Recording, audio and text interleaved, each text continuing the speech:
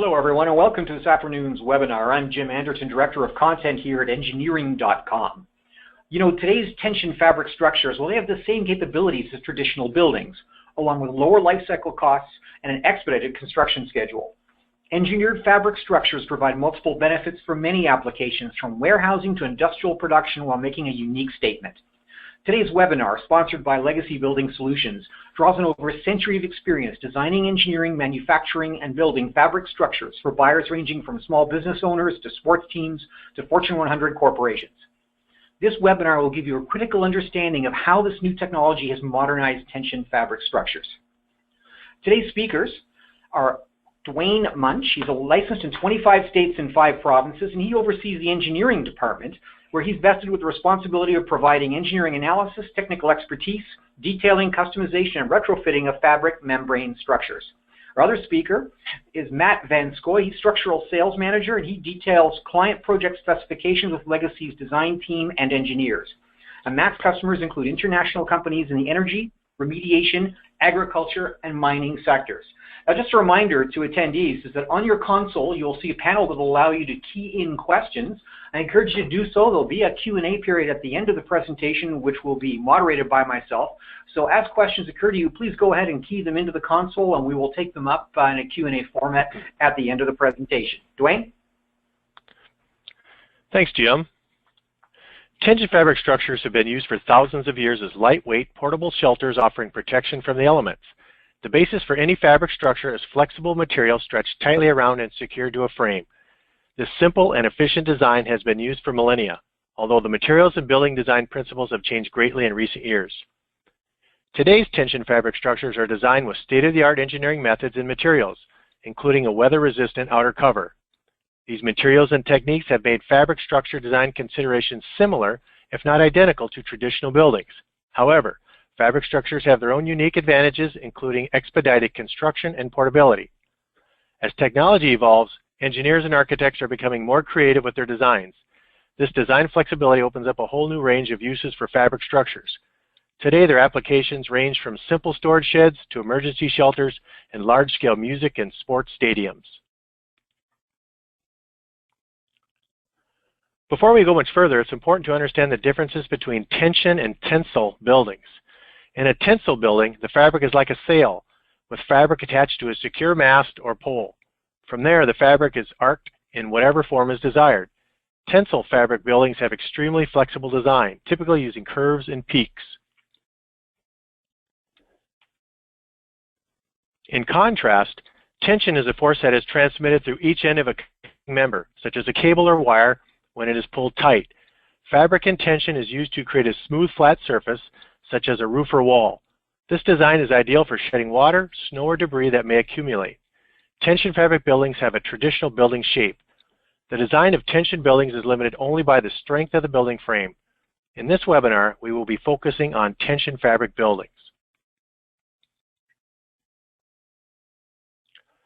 Architectural fabrics available are far superior to those used in the industry 20 years ago, and more innovation continues to take place every day, with enhancements attributing to greater longevity and less maintenance, while still providing ample translucency to allow users to take advantage of natural sunlight.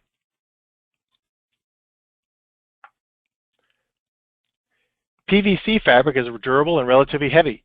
It is designed to last a long time, often up to 25 years, and withstand tears. Because PVC fabric is naturally flame retardant, it's a good choice for high occupancy buildings. As a relatively thicker fabric, PVC is slightly less translucent than other fabric options and comes with a higher initial cost.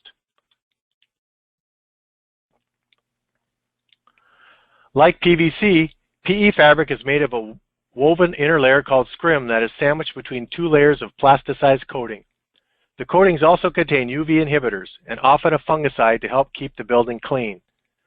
PE fabric tends to be considerably lighter and less costly than PVC. PE fabric also has a relatively long lifespan, often over 20 years. It self-cleans very well and has a better transparency than PVC fabric, although it comes with a decreased durability and tear strength. ETFE is a newer material. Like the others, it's very strong and has a high tear strength. ETFE has about 80% translucency, making it an excellent replacement for glass. ETFE is frequently used for skylights and in greenhouses. The main drawback of ETFE film is a significantly higher price tag.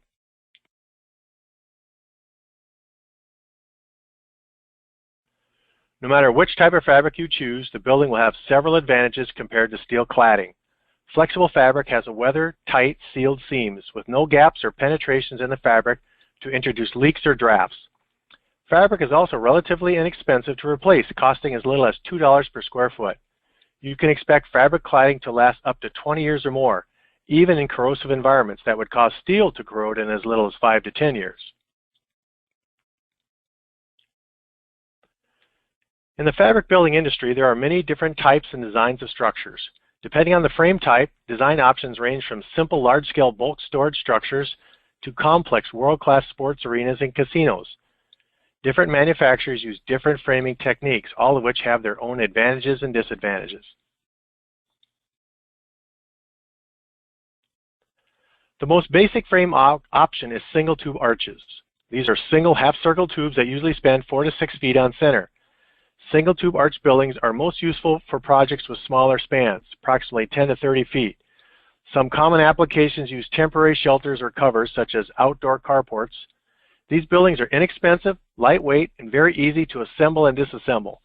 Fabric structures with single tube arches are usually sold in kit form with predetermined sizes and installed in a non-permanent foundation and anchored with wood posts or stakes.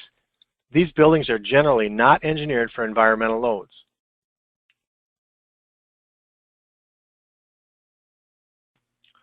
Aluminum extruded frames are more substantial than single tube arches. They create good-looking and portable structures. However, extruded frame buildings can also be used as more permanent structures. The buildings are designed for rapid installation with a clean and neat interior look. Because of their neat appearance and high life cycle costs, they are most popular as rental shelters and at construction sites to temporarily store materials and equipment.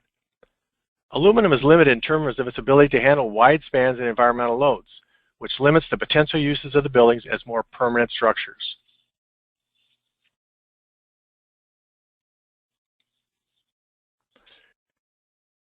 For many years, open web hollow tube trusses comprising tubular steel cords with tubular steel or steel angles placed intermittently between the cords to act as web members were the industry standard for fabric structure framing. Open web design still works as a basic option for standard size smaller spans. However, there is a debate in engineering communities about cord plastification issues in hollow tube trusses. Many of these concerns have not been adequately addressed by open web truss suppliers. Open web trusses are usually also difficult to customize due to the setting of uniform panel points along a truss cord. Hanging loads must be located at these points to reduce any additional bending that will be introduced into the cords. Loads that cannot be located at panel points will require additional analysis for this non-typical situation for truss loading. These types of loads will require additional time in engineering and drafting. Hollow tubes also pose a serious durability issue in applications where buildings are exposed to corrosive conditions. Corrosion can originate inside the tube, out of sight and undetected, and corrode the frames from the inside out. Once corrosion begins, it can worsen quickly, and often the damage is irreparable.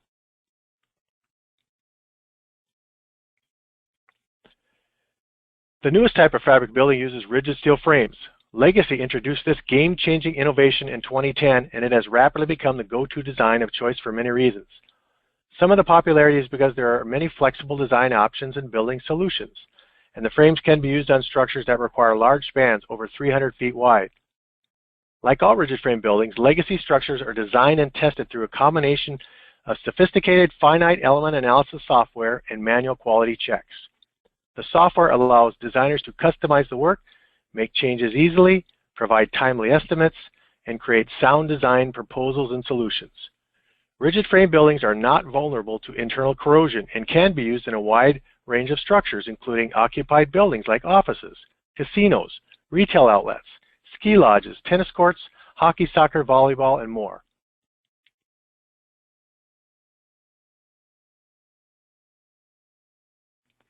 Rigid steel frame construction uses a durable rigid steel frame as the main support to the building. The fabric is attached to the steel frame via a Keter rail. fabric panels are typically 20 feet wide. All panels are tensioned horizontally and vertically and secured tightly to each frame. A primary advantage of the rigid steel frame system is that each roof panel, typically 20 feet wide, is attached directly to the frame.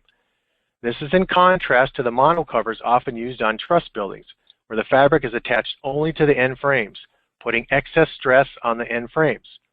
When wind blows over the peak of a building on the leeward side, it comes into suction and lifts the fabric off of the structure, to the point where fabric is literally no longer touching any of the interior trusses. Fabric is not designed to handle those forces without support, and in these situations, roof fabric can tear away from the building. Calculations have shown that monocover design typically experiences triple the amount of stress that it should, per fabric supplier recommendations.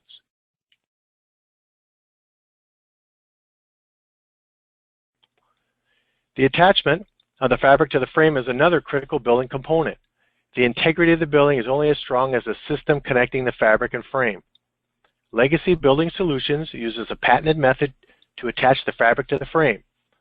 This method was created in 2010 in order to correct some of the common problems with previous generations of fabric structures. Rather than the complicated connection and tech screws, which can corrode and fail, Legacy bolts the extrusion directly to the steel frame with half-inch diameter bolts. This is a simple, direct way to connect the fabric to the frame. Because the Keter rail moves horizontally, there is no need to detach the secondary members. The Keter system results in a quicker and safer installation and extends the structure's lifespan. Steel frame construction has multiple benefits at every phase of construction. As we discussed in the previous slide, construction is quicker and safer. The solid frame and quality attachment extend the building's lifespan, and the proven engineering results in complete customizability and a wide range of architectural features.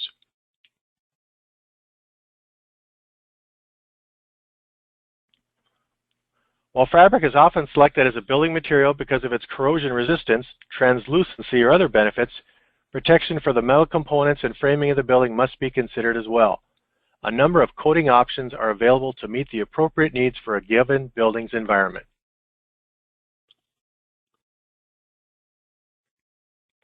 Considered the best coating available for protection against corrosion, hot dip galvanizing is a procedure that binds a protective coating of zinc to steel, approximately 3.9 mils thick per ASTM A123 standards, through a metallurgical reaction.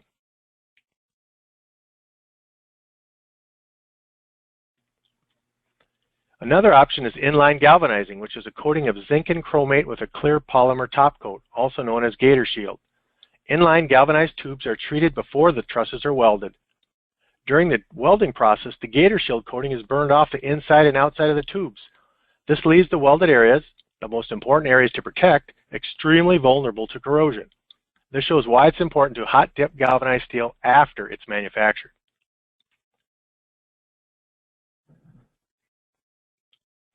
A good low-cost option when corrosion is not a concern is to treat steel with a gray or red primer. Another option is powder coating. Though it is typically more costly and the only option available for aluminum, powder coat paint provides a great finish if a special color is desired. And now, here's Matt. Thanks, Dwayne. While rigid steel frames work well for traditional building projects, they are limited by the nature of the construction and cladding, which requires nuts, bolts, and screws, all of which are susceptible to rust. These problems are avoided when rigid steel frames are used for fabric buildings. The fabric is weather tight and stretched over the frame, protecting the steel from atmospheric corrosive elements. The fabric itself to the frame with a Keter rail, thus eliminating components that are susceptible to corrosion, such as screws. Moreover, the architectural fabrics themselves are resistant to corrosive materials.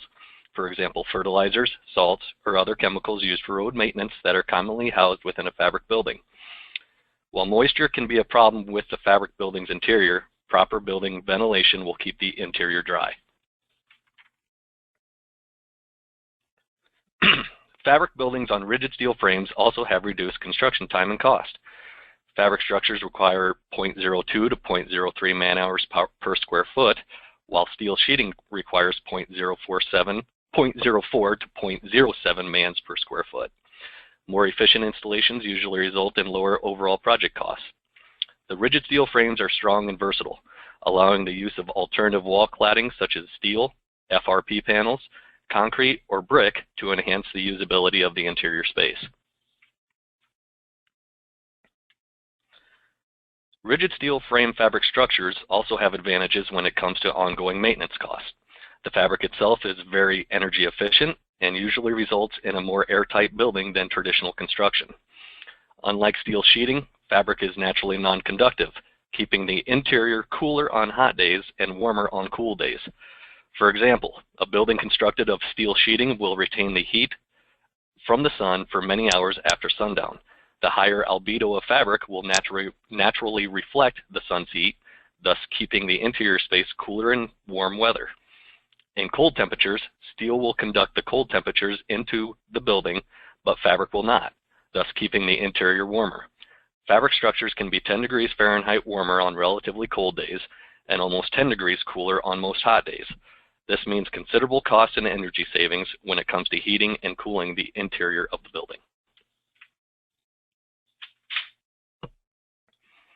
Rigid steel frame fabric structures also are relatively easy and far less expensive to maintain. The fabric is designed to resist mold, extreme temperatures, harsh chemicals, and UV light. There is no painting walls, no siding to replace, and no shingles to maintain. Because the fabric is mechanically tensioned, there is no need to tension the cover as was true in previous generations of fabric structures. At the end of the building's lifespan, the materials can be reused or recycled. In some cases, the membrane manufacturer can help find appropriate places to recycle the fabric. Rigid frame fabric structures can have more than just construction and cost benefits. The frame is as strong as any conventional building, and the fabric is extremely durable.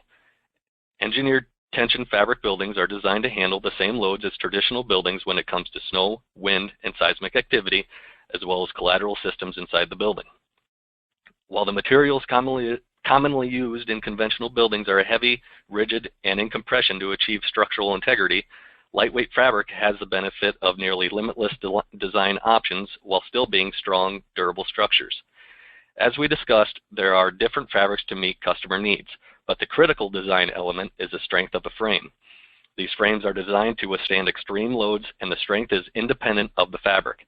For example, where other fabric structures such as hollow tube buildings might require the tension of the fabric for structural support, rigid steel frames are designed to handle extreme loads without relying on the fabric cladding for support. The fabric does provide redundant support, however, that support is not relied upon during the design phase. As with most buildings, fabric structures include the basic components of a frame, a shell, and a foundation. Any structure that will remain in place for more than a few weeks needs a foundation to provide necessary stability for the structure. Fabric structures have many foundation options to meet the needs of different sites and uses. Structures that may eventually be relocated can use helical anchors, micropiles, earth anchors, or ballast blocks. More permanent options include precast concrete or cast-in-place concrete. Fabric buildings are used in a wide array of applications, constructed in different climates, and designed to accommodate varying budgets and needs. A number of architectural elements and building materials are available to enhance the fabric structure to meet particular project requirements. Adding a lean-to is a cost-effective way to add space for additional storage, office space, or other uses without drastically expanding the building footprint.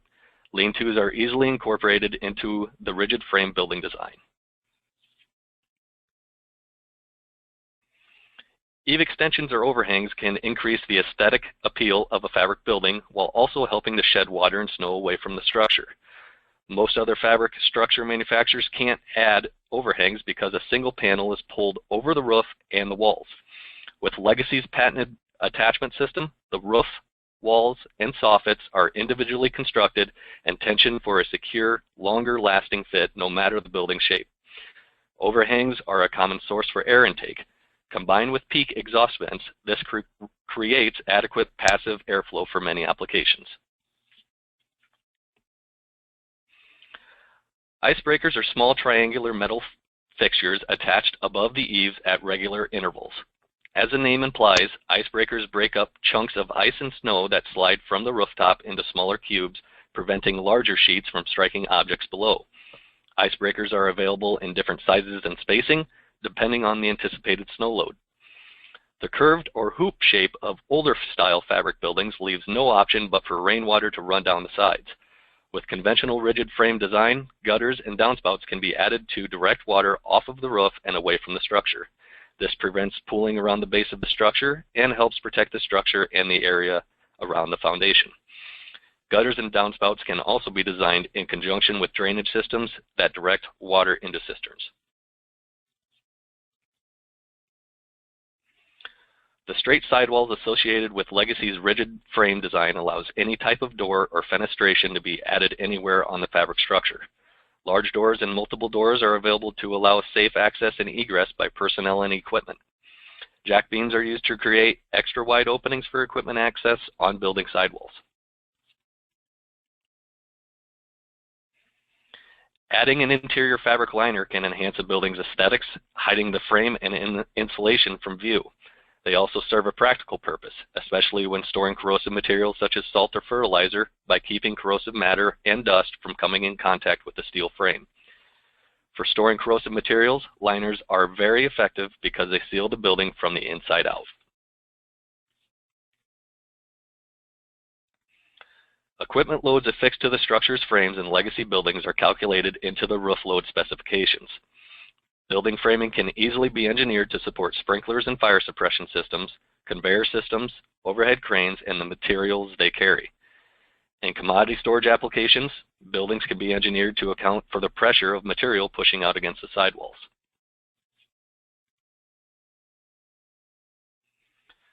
Mezzanines increase the available square footage inside the building without requiring a larger footprint.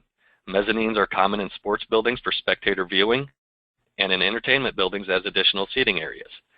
The mezzanine can also be used for logistical areas such as offices, storage, or IT without taking away the clear area on the main level. There's no limit to the loads that can be engineered to the building frame, including heavy point loads from specialty lighting or sound systems.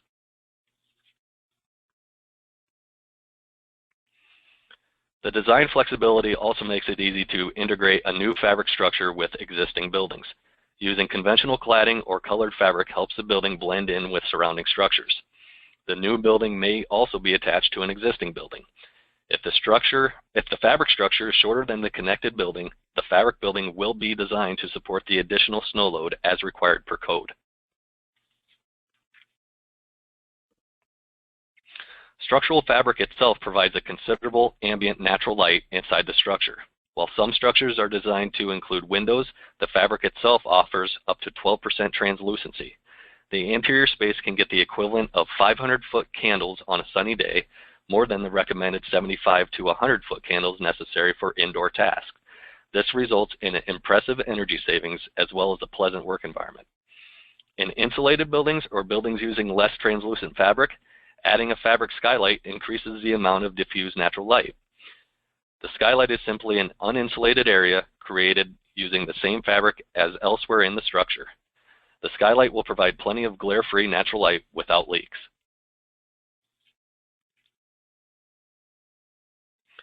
Many buildings, especially occupied buildings, will be fully or partially insulated to enhance energy efficiency and control the interior temperature.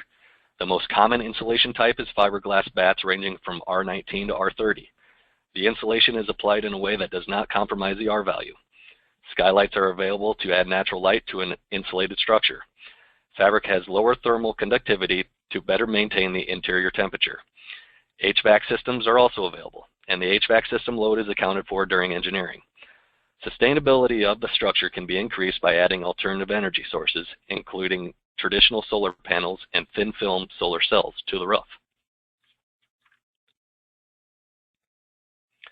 Mechanical, electrical, and plumbing systems are available in all buildings. Some structures, such as sports complexes, require more advanced systems.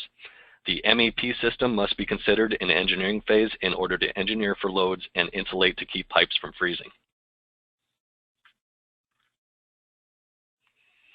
Building owners interested in going off the grid can also benefit from fabric structures. The rigid steel frame design allows the roof pitch to be designed to the best angle for solar panels, and the roof itself is engineered to support the weight of the panels and the racking. The roof beams run parallel to the panel to limit the amount of uplift beneath the panels. The energy produced by the solar panels, as well as the building's natural energy efficiency, make going off the grid a relatively simple undertaking. Load is an issue for all buildings, and fabric buildings are no exception. While open web truss fabric buildings are sometimes used in applications in areas where loading is a concern, rigid frame fabric structures have greater flexibility to meet code and loading requirements. Typical building load types address environmental and site conditions, including snow, wind, and seismic. Fabric roofs handle snow easily because of the smooth surface and sloped roofs. However, the fabric, frame, and bracing still must be designed to handle the local load requirements.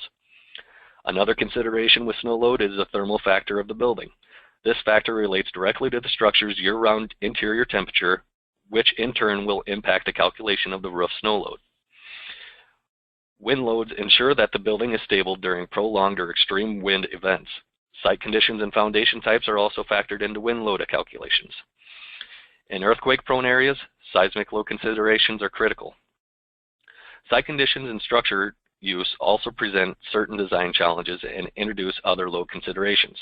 An example is wind exposure, where location and terrain impact wind pressure on the building.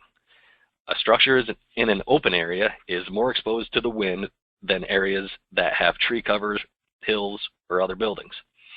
Any additional forces need to be considered in the structure's design. Enclosure category represents a number of external walls that include openings and vents. This directly affects the wind pressure exerted on the structure.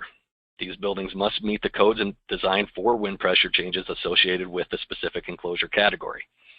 Structures situated to reduce wind exposure may experience the unintended consequence of having decreased roof exposure.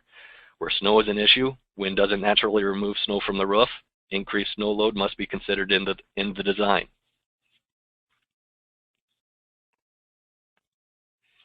Of course, the main question your clients will have is about cost.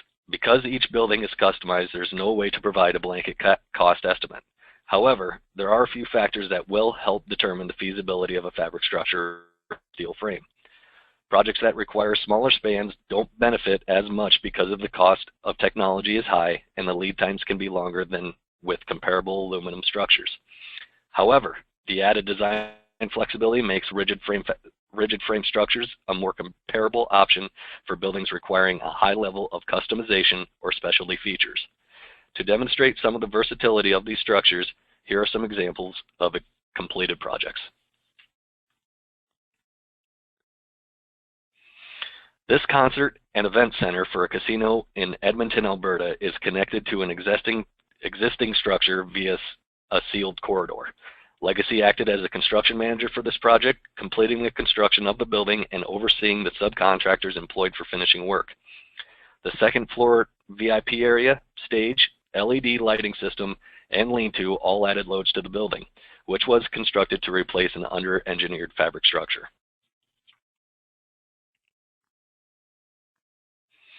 This is a frac sand storage building, and as you can see, it's highly customized to make the customer's operation more efficient.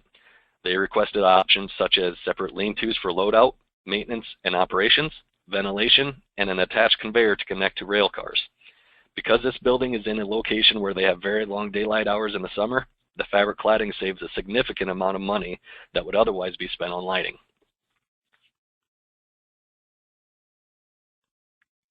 This is a salt mine in Kansas. Fabric was the only option for them because obviously salt is very corrosive and would quickly destroy steel panels. The liner on this building prevents the salt from contacting the steel framework, and the access panels allow the customer to inspect the frames for any signs of damage.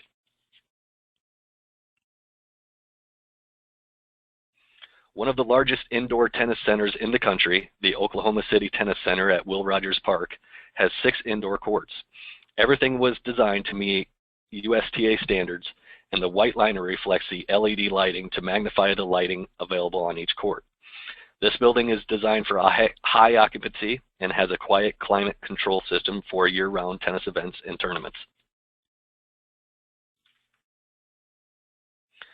This is an assembly facility for a solar ship, a new type of aircraft that runs completely on solar power. The accordion doors and 60-foot eave clearance allow easy access and maneuvering in and around the structure. Rooftop solar panels allow for completely off-grid operation. The fabric is also flame retardant to comply with NFPA 409. This is Legacy's campus, located in South Haven, Minnesota. We have 4 separate buildings for offices, steel fabrication, fabric manufacturing, and truck loading. All buildings are fully insulated and contain heating and cooling systems. Each building is customized for the building's use. The office is 2 stories and connected to the fabric manufacturing plant. The fabric plant has deep shelves attached to the rigid frame that hold up to 20,000 pounds of fabric at eave height.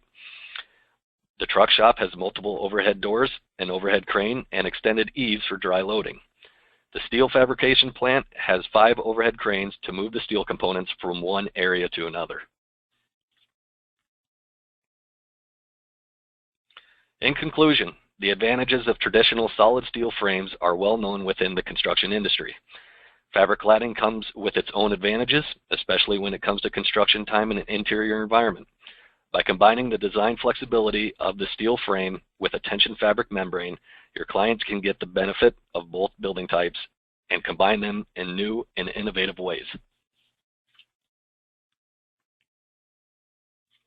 And now I'll turn it back over to Jim and our president, Ben Fox, for questioning and answer portion of this. Well, thank you, Matt, and thank you, Dwayne. And as Matt said, joining us for the question and answer session will be Ben Fox. He's the owner-president of the company, and he's the company's visionary. He developed innovative methods and tools that resulted in safer and more efficient fabric building installations. And Ben's most notable contribution to the fabric building industry is when he led the development of an innovative and patented new fabric attachment system. You know how critical that is to the success of fabric buildings. So, Ben, welcome.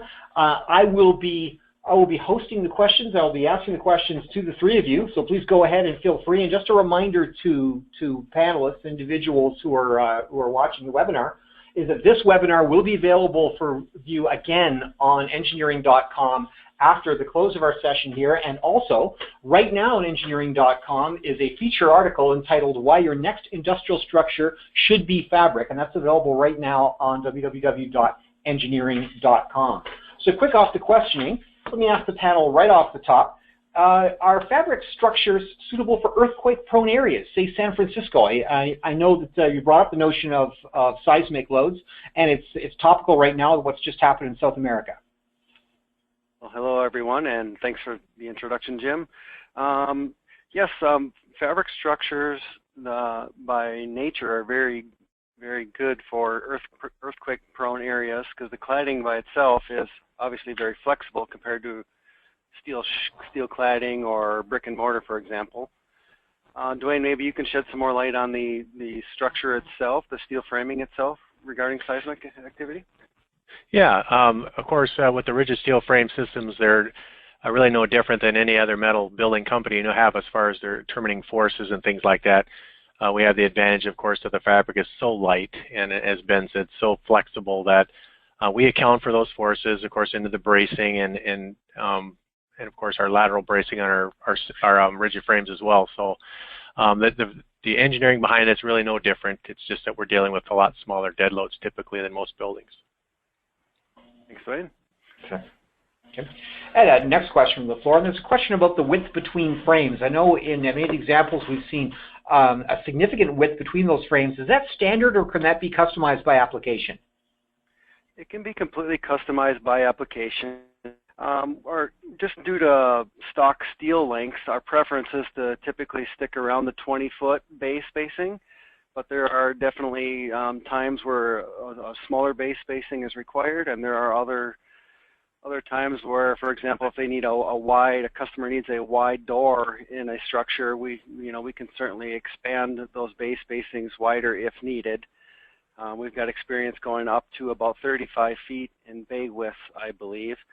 And another solution, if a wide door is needed on a sidewall, is to use a jack beam so we can get a very significant door in the sidewall of a structure. Mm-hmm. Mhm.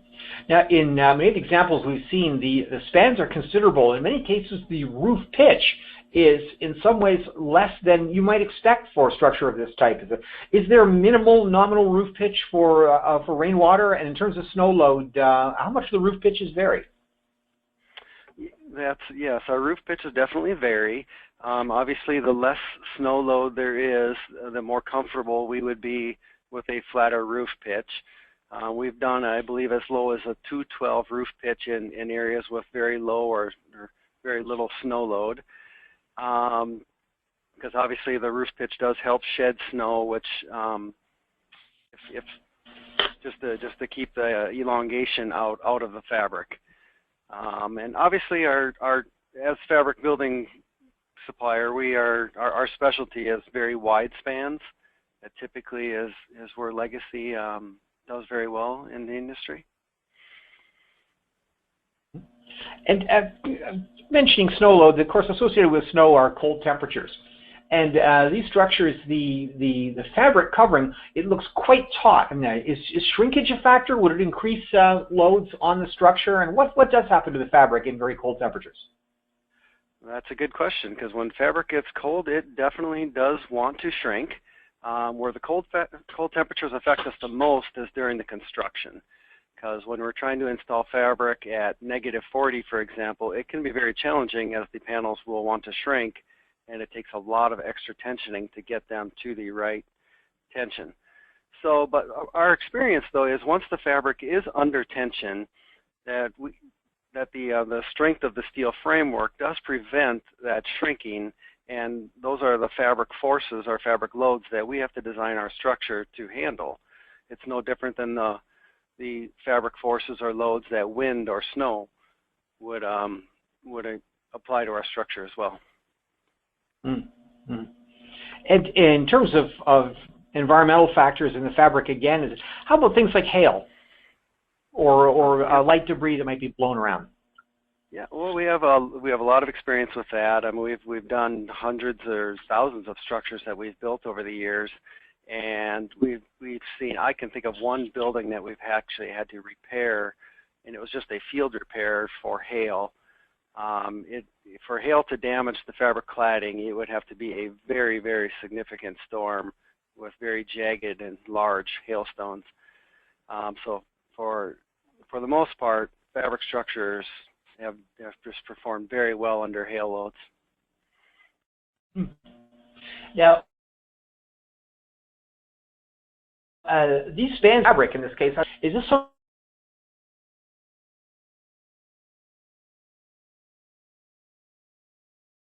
something that the fabric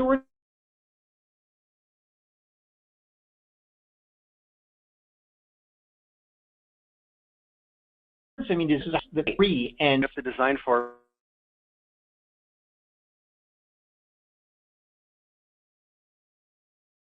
what we call the fabric, the roof, sidewalls, and then that's one of the tricks right out of the gate is to make sure it's designed with the proper pre-tension and biaxial tension.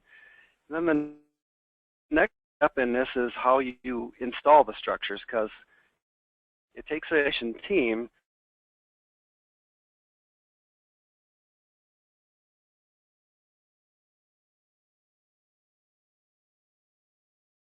to get that smooth.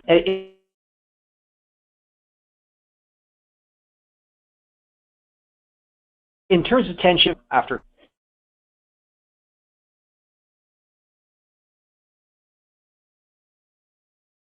No, we can stand behind that, and if there is a retensioning needed, that would be on Legacy, just because we're so confident that when our crews drive away from the facility, that it is tensioned and it's tensioned for good. And honestly, the only time that's even a challenge is if we're installing in some very cold temperatures.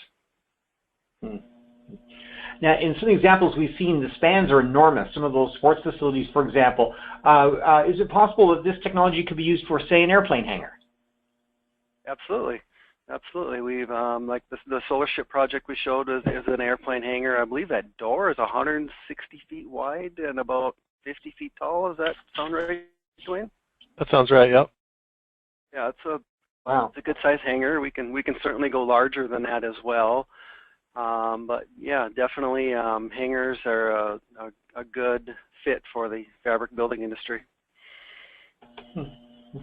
And some of the foundations, I've noticed this, is foundations look fairly conventional in the photographs down there. Are there any special technologies or construction techniques needed to build a foundation for this type of construction?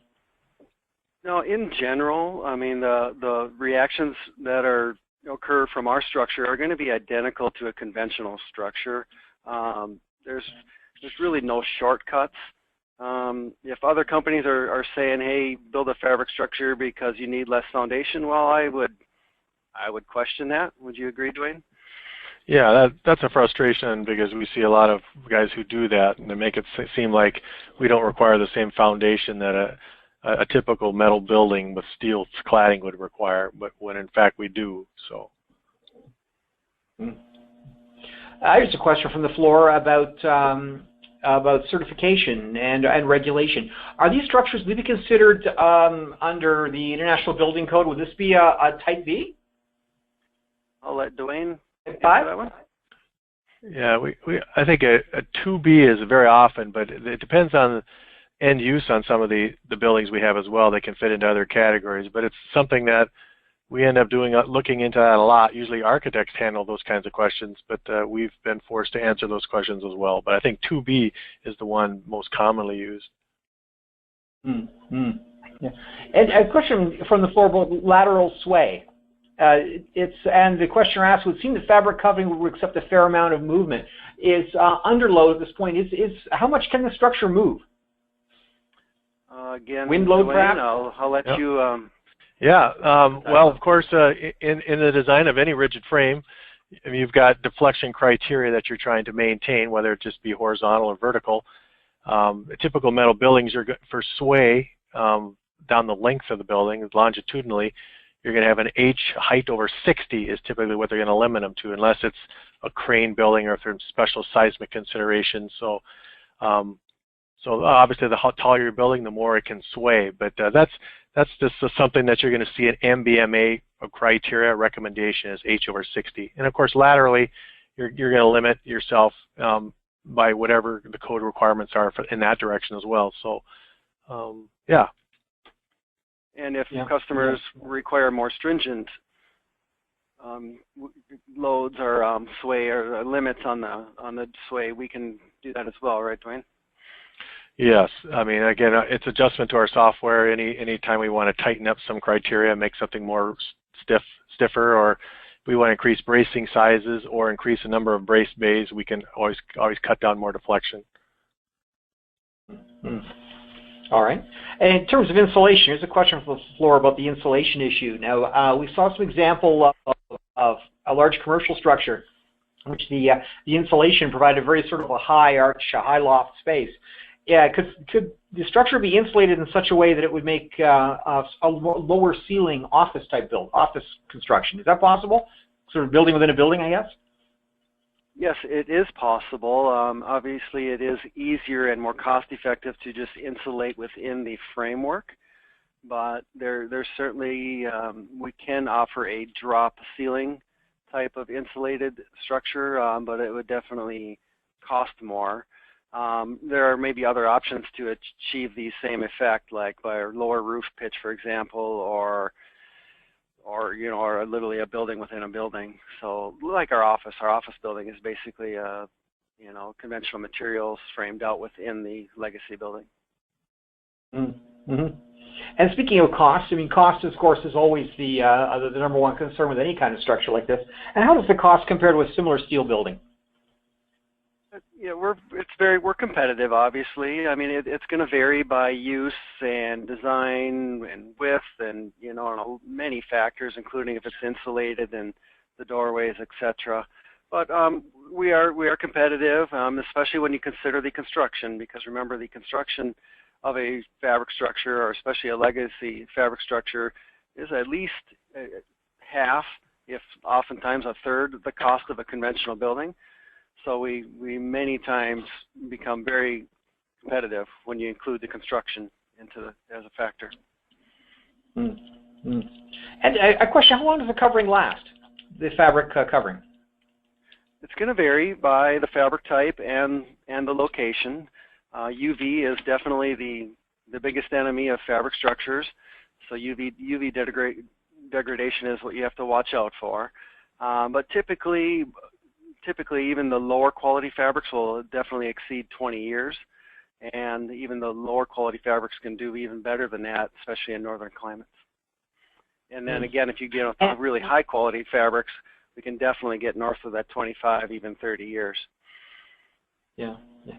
And assuming that it's once you've got that great long life, when it comes time to then replace it, is it possible to readily recover the existing framework? Absolutely, and you know, the system is designed to very easily install the fabric. It's also designed to very easily replace the fabric.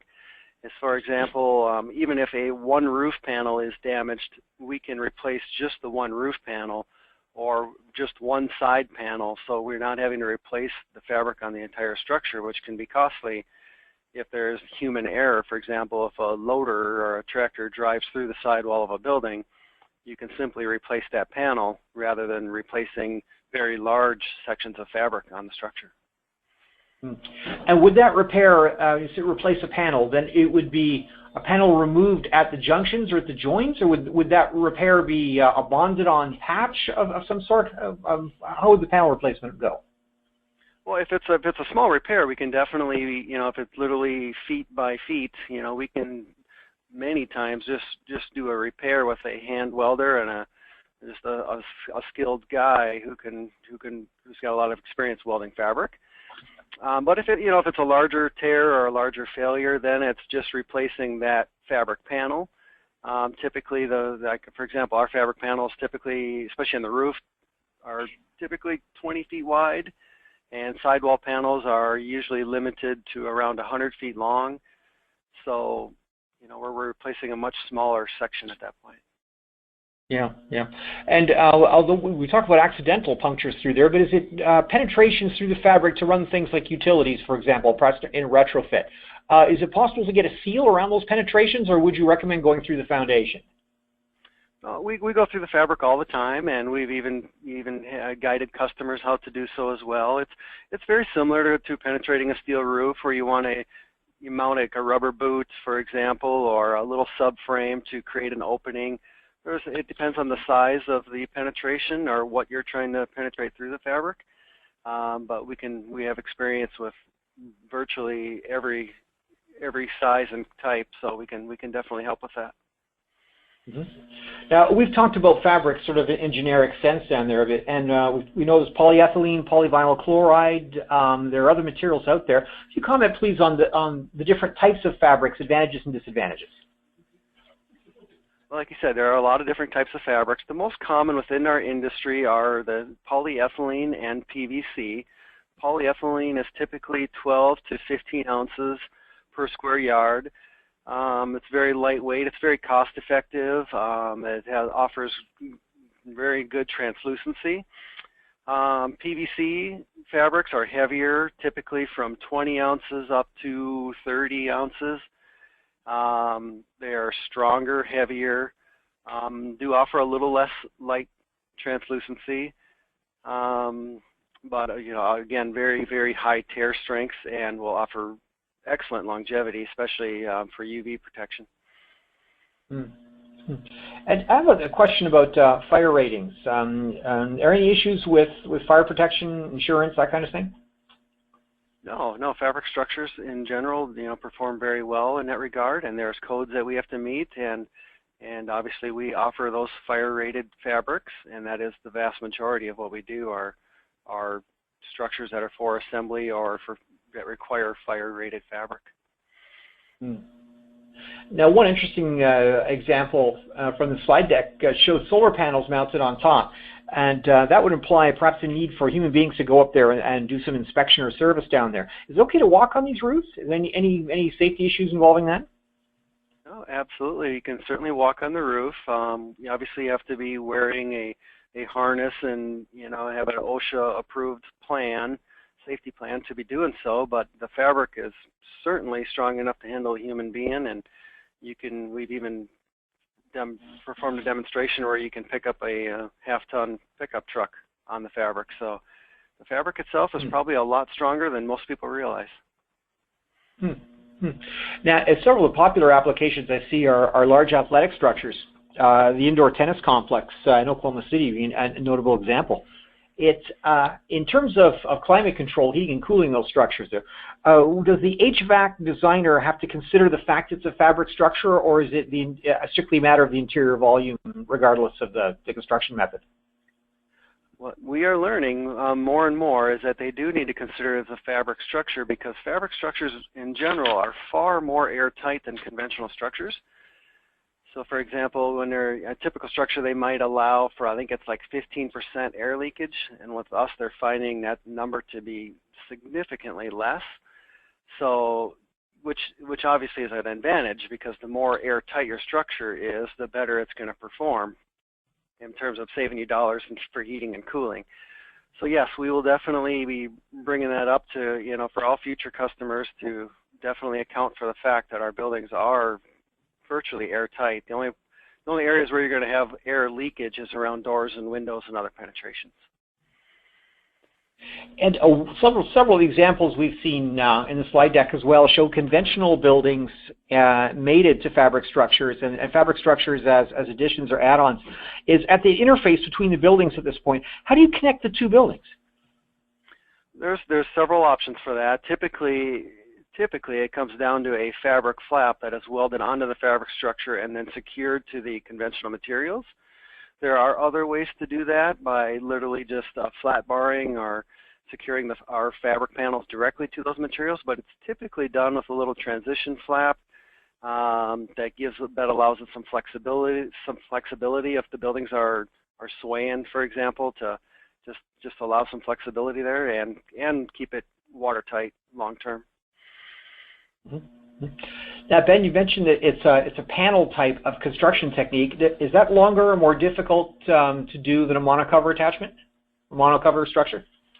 Well, that depends how windy it is that day. For example, monocovers can be very easy and quick to install if the wind is calm. But if it's 15, 20 miles an hour wind, you simply cannot attempt to install a monocover, or it may end up on the neighbor's property. Where in those higher winds, we can install our paneled system up to 20, 25 miles an hour. So I guess on a perfect day with no wind, yes, the monocover may be faster, but when you're talking typical weather, I would definitely prefer to be installing a paneled building. And again, you're going to get a lot more longevity out of a paneled system, because the loads are evenly distributed throughout the structure and not just 100 feet from each other. Here's a simple but direct question. What's the connection between the frame and the fabric elements? How do you connect them? Well, our system entails a Keter rail, which is an aluminum extruded product that allows that allows a Keter to be fed into it. So on each edge of the panels, there's a rope that is welded into the edge of the panel. That is the Keter that slides into the C channel. That is what we call the Keter rail. That Keter rail, what makes it unique with our patented design is that it can travel horizontally on the top flange for the installation. Again, going back to having the biaxial stretch or the pretension. So for example, we have to move that Keter rail horizontally 3 to 4 inches to allow the panel to be pulled in and then to be tensioned. And then at that point is when that Keter rail is bolted with 1/2 inch diameter bolts to the top flange. Now, designing for growth, of course, is a common practice in commercial, especially industrial applications. And one of the applications we saw, lean-to structures sort of added on.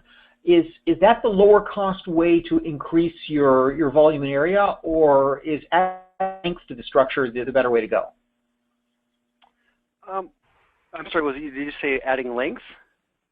Yeah, is it to come back after the fact and say make your building longer with more frames? Is that a preferred way to go versus using the lean-to technique? It's going to vary. It depends on the span, most likely. If it's a very wide span, you're probably going to be more cost-effective with a lean-to. But if it's a narrower span, like only 100 feet wide, you you may be more cost effective to add in length. I think overall it's going to be very similar, so I think it would really come down to the needs of the customer. What would work better for you? Because I don't think the cost will be a huge difference. Again, depending on the loads, the width, etc. Yeah, yeah. Now the fabric is very translucent by the look of it, and almost transparent it would seem, but certainly translucent with an awful lot of light coming through. Can the fabric be done in color? Yes, it can be done in color. The colors, the solid colors, do offer less translucency. In general, the darker the exterior color, the less translucency. So we obviously, for that reason, do a lot of white roofs, with typically using the colors as trim or, just different ways to highlight and enhance the structure. Mm-hmm. And there's a question on the floor about logos, advertising. Is that something which could be applied to the fabric, or would you recommend an external banner or external signage? We definitely can apply it to the fabric. Our experience has been, though, that when you apply it directly to the fabric, that banner may fade a lot quicker than the fabric. So we typically recommend to do it a subframe and just apply an external or a separate banner. That way it can be changed out anytime the customer wishes, because odds are that banner will not last as long as the fabric cladding. Now I see we're bumping up against the top of the hour. I think we have time for one more question, and that is, how long is a nominal custom design period? How much lead time should a client give you when they need a new building? Well, in general, we can quote buildings within 1 to 3 days is our general turnaround time for quoting even fairly customized structures. In terms of getting to the point where we have approval drawings, that's often about a 2-week process to get to the point where we have a complete set of approval drawings ready for permitting. And from that point, typically manufacturing, depending on the time of year, can vary anywhere from 4 to 10 weeks. There are definitely cases where we're doing a lot or performing a lot faster than that in all phases, quoting, design, and manufacturing. But in general, those would be the time frames. Fantastic. Ben Fox, Dwayne Munch, Matt Van Scoy, thank you very much for a very interesting information-packed hour. Just a reminder to all attendees that this webinar will be available for viewing again on engineering.com, and also that right now on engineering.com is a feature-length article entitled Why Your Next Industrial Structure Should Be Fabric. That's available right now at www.engineering.com. Thanks, everyone.